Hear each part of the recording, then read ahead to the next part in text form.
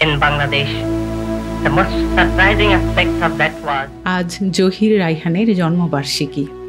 চলচ্চিত্রকার, সাহিত্যিক ও সাংবাদিক, তিন পরিচয়ে সফল জহির রায়হান।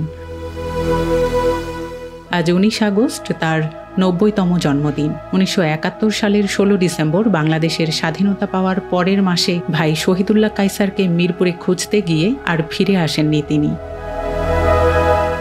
তার লেখা উপন্যাস হাজার বছর ধরে এবং জীবন থেকে নেয়া চলচ্চিত্রের মাধ্যমে বাংলা সংস্কৃতিকে সমৃদ্ধ করেছিলেন। মুক্তিযুদ্ধ চলাকালীন তিনি নির্মাণ করেন প্রামাণ্যচিত্র স্টপ জেনোসাইড। জহির রায়হান কর্মজীবন শুরু করেন সাংবাদিকতার মাধ্যমে। সাধারণ মানুষের খুব নিকট, হৃদয়ের কাছাকাছি এক মানুষ তিনি।